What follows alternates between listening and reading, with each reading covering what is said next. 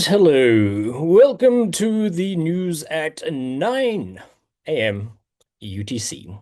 It's currently 4 o'clock in the morning in Milwaukee. I'm John. And it's midnight in Moscow? No, that's probably not right. And I'm Vicky. I didn't look, so I have no idea what time it is in Moscow. It's 12 o'clock. And with that, let's get into some of the crypto headlines from around the world from the last couple of days. Yes, absolutely. And following strategy, let's say, Seismic Scientific unveils plans to accumulate 105,000 Bitcoin by 2027. So the Nasdaq listed healthcare technology company, Seismic Scientific, has outlined a bold multi-year plan to significantly expand its Bitcoin holdings. The company aims to hold 10,000 Bitcoin by the end of 2025 as an initial milestone and build on this to increase its holding to 42,000 Bitcoin by 2026 or the end of 2026. By the close of 2027, Semler intends to reach a total of 105,000 Bitcoin. Well, that is quite a lot indeed. It's, as mentioned, a lot of companies across the world are now starting to add a Bitcoin Mm, to their wallets. yeah. Now, let's talk about Bitcoin and crypto in general. We all know that over the weekend, the US entered the fray that's happening between Israel and Iran currently. And what happened was not good news on that side, as well as in the crypto space as well, because there was about 1 billion US dollars in liquidations amongst these tensions. So approximately 240,000 traders were liquidated in 24 hours as the crypto market reacted to US airstrikes on Iran, with total liquidations exceeding that $1 billion. The cryptocurrency market experienced a significant downturn following US airstrikes on Iranian nuclear facilities, leading to over that $1 billion in liquidations and a sharp drop in other major cryptocurrencies. Bitcoin fell just above $99,300, really trying to hold on to that 100,000 critical support area, while Ethereum dropped to its lowest level since May.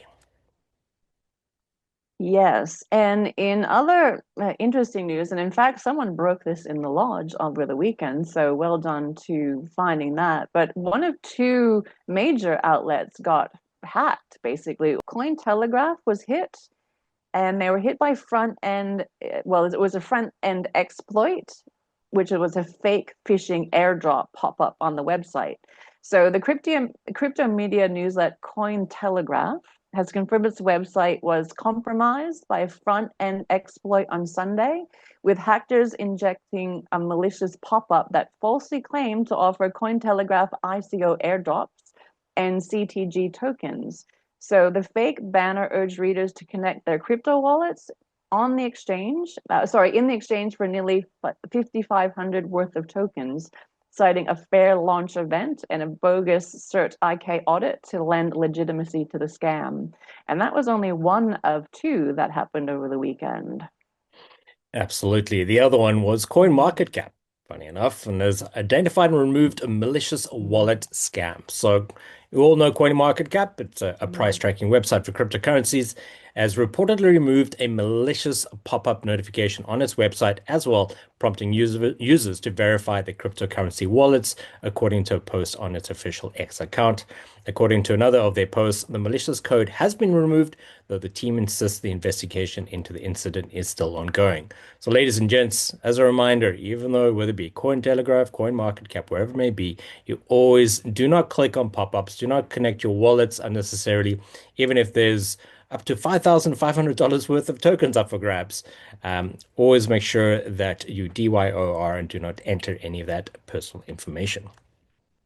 Vicky, over to Yes, you. that yeah, that's good advice actually. And I wonder if it was the same people doing both. It sounds very similar, doesn't it?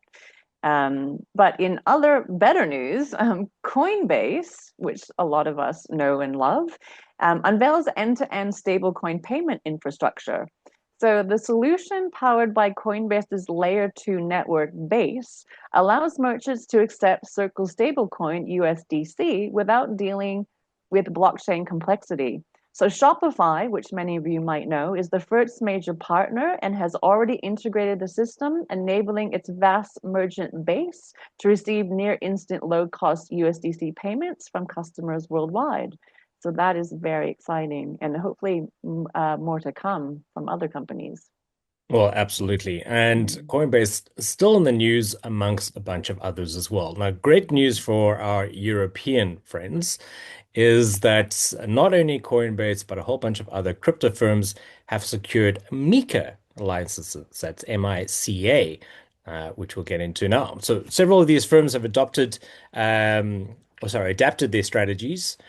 So we're looking at Coinbase, OKX, and a bunch of others to align with markets in crypto assets. That's the MiCA, and this is in Europe. So OKX, Crypto.com, Bybit have already obtained their licenses under this new framework within Europe, with Coinbase becoming the latest to gain this license from the Luxembourg Commission de surveillance du secteur financier, of which it then opens up the doors for all of these companies to 27 EU states, and for Coinbase and its users, 450 million of them. That's big news. So, and there's been some other articles as well, just a little tangent, how the European Union and Europe in general are actually adopting crypto in a way that almost exceeds the speed of the US, despite President Trump's very bullish outlook on crypto. Vicky, back to the States. Yeah, that is huge actually, because the EU has buttoned itself down over the last couple of years. So now it's unbuttoning itself, and that's really good to see. And actually, the US needs to get a move on because they are now lagging behind after such a good start at the beginning of the year.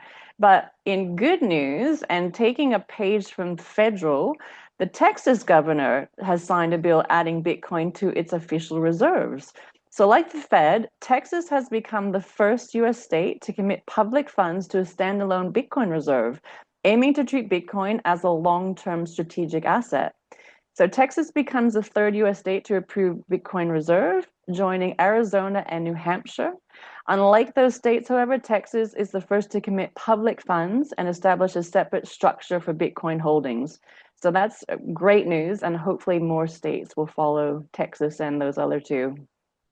Well, absolutely. Yeah. Mm, Besides New Hampshire and mm, Arizona being first on board to adopt a strategic mm, Bitcoin reserve, I think a lot more of these states, I think there was indications around between 40 out of the 50 states were looking for a mm. SPR, which is great news for the US and again, global crypto adoption, not only stateside in the EU, but sticking with the US. So for those of you in Ohio, they have just passed a bill allowing up to $200 tax-free crypto payments, i.e., not going to be taxed on any crypto payments under $200. So they passed a bill to legally insulate various crypto activities such as mining and staking and exempt some transactions from capital gains tax. The bill would exempt all crypto transactions under $200 from capital gains tax, a figure that could rise each year with inflation. However, that $200 limit would apply in the first tax year when or if the bill is passed and would be raised in line with the CPI, Consumer Price Index, round up to the nearest $5. So as soon as it's passed, for the first year, any payments and any rewards around mining and staking as well will not be eligible for CGP, capital gains tax. So keep that in mind, those in Ohio and the rest of the US. Keep an eye out for some other similar bills to be passed in the next couple of months. Thank you.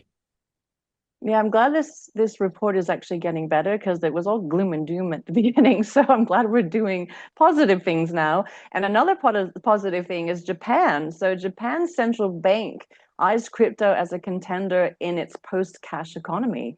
So the Bank of Japan, the Bank of Japan's officials are beginning to acknowledge what once seemed outlandish, that cryptocurrencies could be one day become a major part of everyday payments in Japan. They think it's perhaps even going to challenge the yen itself. So that's huge for Japan. And really, a lot of countries in the world need to look at that to see what they're doing and adopt that as well. It'd be good news for us for sure. I think we're still in the early days, ladies and gents. We mentioned in one of Certainly our are. previous stories before about how in the duty-free airport or duty-free shop in the airport in Bolivia, how USDT was being referred to as the currency of choice. So we will start to see global adoption where other countries will be using crypto um, as payment methods. All right, sticking with the Far East, that was Japan. I'll head over to South Korea. How South Koreans, especially the young ones, and I'm not talking about kids, I'm talking about young Koreans, are turning to crypto out of desperation. Mhm.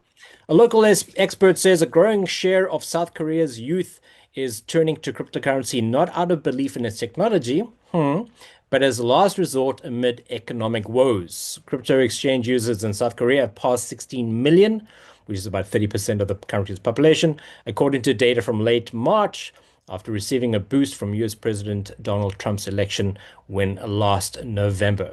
So, with more countries kind of looking at the US and now the EU and their viewpoints, the Far East as well. Look what's happening in Japan in terms of crypto and policy changes. Look what's happening in South Korea in terms of how young people are realizing that crypto does provide a financial freedom. Not necessarily understanding the technical application of crypto, but at least people are realizing that there is a path to financial freedom, especially in the Far East and other countries. Vicky. Yeah, I think it's not only the young people in South Korea, it's also the government and big business because South Korea is also moving closer to approving spot Bitcoin ETFs. So, South Korea's Financial Services Commission has submitted plans to introduce spot Bitcoin and crypto ETFs by the second half of 2025, making a significant shift in the country's Bitcoin policy and amid growing institutional demands for regulated Bitcoin investment vehicles. So I think South Korea is noticing that all of their population is turning to crypto and they want to regulate it a little bit more, which is not a bad thing.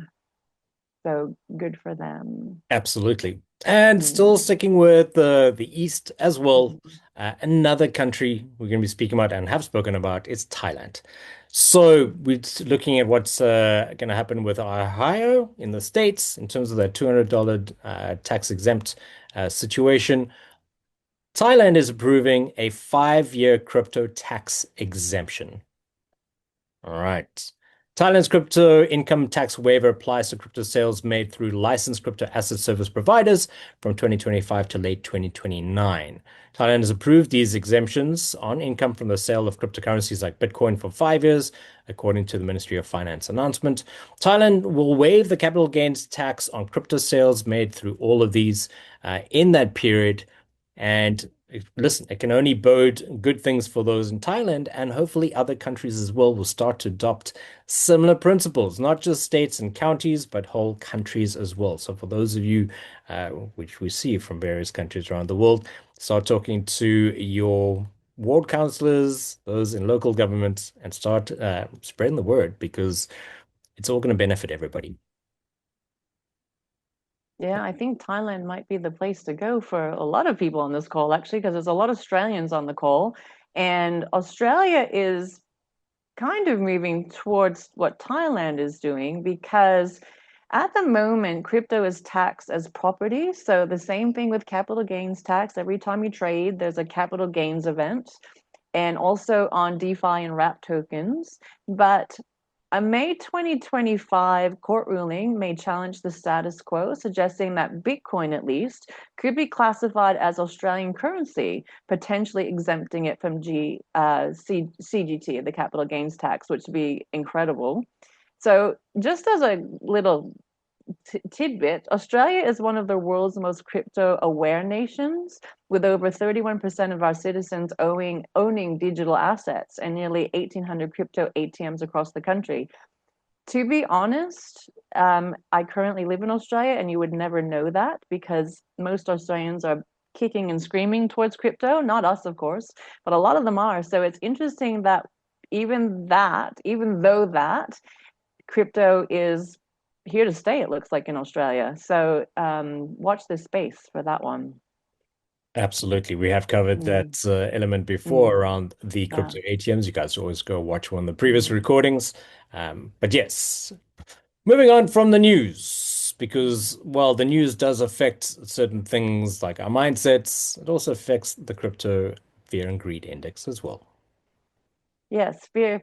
Nope, that did it wrong again. Over there. So over fear and greed index, just over there. I'll get it right one day. So it's around 40. So it is leaning well into the fear side of things. And this is a big shift from the past few weeks where it was sitting in neutral territory. So it was around the 53, 51, and it's now 40, which is a big swing. And as a reminder to everyone, if you did not watch the Happy Hour Hangout from about 2 weeks ago, we did talk all about what the Fear and Greed Index means.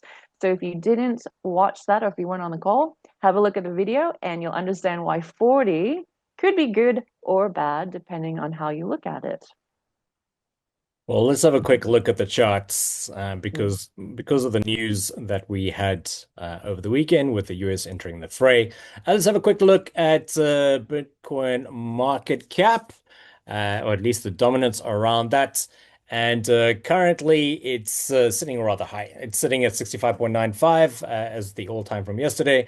And at the moment, things are still looking like they're gaining a bit of momentum. What does it mean? Is that in the cryptocurrency space, where there's crypto or at least cash inflow, it's flowing into Bitcoin mostly, and that means that a lot of the alts, not all of the alts, looking at some of these that are moving along and having some fun. But in terms of that, we can expect that the Bitcoin dominance is going to be staying high for the next couple of days. We'd like to see this coming down like it did back here in the beginning of May, and that's when a whole bunch of the altcoins had a nice surge, right? And again, you guys can add in your neon green HODL fire and have a look and keep an eye on that depending on the time frame. If you're looking to trade on the 1 hour or the 4 hour using the HODL fire, have a look at that time frame, but with the Bitcoin dominance chart. Let's have a quick look at this weather report around Bitcoin. So just quickly turn that off. Finding some decent support at the moment, despite the big drop down to 99,300. That was yesterday with the news around the Iran, Israel, US conflicts. So at the moment, we can see that Bitcoin is trying to rally a little bit. We might have a little bit of respite. It's going to deal with a little bit of resistance, though. However, hopefully, we'll see a couple of days, a little bit of upwards, and we'll probably see sideways for quite some time. But again, keep an eye on the neon green HODL fire in the next 14 hours and 40 minutes as a Prince New Day candle. We may well see a pivot bottom here on the day, hopefully followed by a buy tag, and we should see a resurgence. If we can look down at the lower time frames, you'll be able to see when it starts to break past some of those resistance points, especially the 200 on those time frames. All right, so that's a quick look. It's a little bit of a recovery period, I think, for the market after this weekend. Despite that, looking at a number of the altcoins, some of them are running, while Bitcoin kind of finds its feet and Bitcoin dominance kind of sticks up there. All right, speaking about Hold the Fire, Vicky, let us know what's happening this week. Yeah, that HODL fire is just really important to have, isn't it? To find those pivot bottoms. So speaking of that, so yeah, in the lodge, we have a few calls in the lodge. We always do. So the first one will be, and it has changed. So this Tuesday, 8 a.m. UTC, there will be a lodge call, which is Wendy's normal trading training call, which has changed from a different time. So if you're not sure, get into the Certified Academy and look at that calendar that's there, because obviously we always post it in the lodge as well, but we don't want you to miss that call. So it is a little bit of a different time, giving other people an opportunity to jump on live. And then Wednesday, the said HODL Fire call. So 12 p.m. UTC is our next HODL Fire call. So all of those of you that are HODL Firers, please jump on the call because let's just see if that bottom pivot comes in on Bitcoin in the next 2 days. And then Wednesday at 8 p.m. UTC is the first of two HODL dot calls. So if you are part of the Minute Money Masters, please jump on that. And if you do miss that one, there is another one at Thursday, 8 a.m. UTC, which is the second of the HODL dot calls. And I believe Marcel is doing one of those and Wendy is doing the other ones. All right, all of those links will be in the call and in your dot rooms wherever is needed. Now, I've got a quick question for everybody on the call right now. Drop in an emoji if anybody wants the HODL fire for 30 days. Drop in an emoji, a little reaction, a thumb up, a heart, whatever it might be. There we go. We've got one person, two people. All right, you guys all want the HODL fire for free. Well, for three of you, that is an option. We're going to put out a post on HODLNOTS socials. So that's Twitter, Facebook, and Instagram. We're going to put out the post in the next half an hour. And if you'd like that, participate. For being on the call, you've learned and gained so much already. If you like the HODL fire, bring some friends. That's all we ask you. So check out those details. So for all of you, I see who you all are. Taking a screenshot. Thank you. Enter that contest. Fantastic. All right. Speak mind, fantastic. Vicky's gonna build on the HODL rubrics from last week, and then end this call with a motivational quote. So over to you. Yes. So now were you going to be doing it with us, not at us, like last time? So we're going to do hands because we type a lot and they get all cramped up. So what we're going to do is we're going to put our left hand in and take our left hand out, and then put our right hand in and put our right hand out and put our left hand in, and we're going to shake it all about, and then we're going to do the hokey pokey, and we're going to turn ourselves around. No, again, important. Please don't sit at that computer. Don't, your eyes are doing this, your hands are doing this, your shoulders are cramping up. Please get up. Lisa's on the call. She does it better than I do. But stretch your neck, stretch your back, get up, get away from the screens. It's a little bit of fun, but it's really important. So the other thing that's really important is our motivational quote for the week. And this week, because of all the turmoil in the world and Bitcoin going sideways down, look at the red behind me. Always be positive.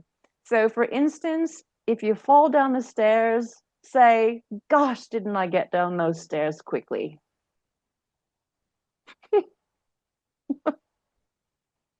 That's one way to look at it. Thanks for looking at us and joining us. This weekly warm-up of HODL Nuts is brought to you by Tallow. Make frying oil tallow again. Until next week, enter that contest. See you soon. Bye.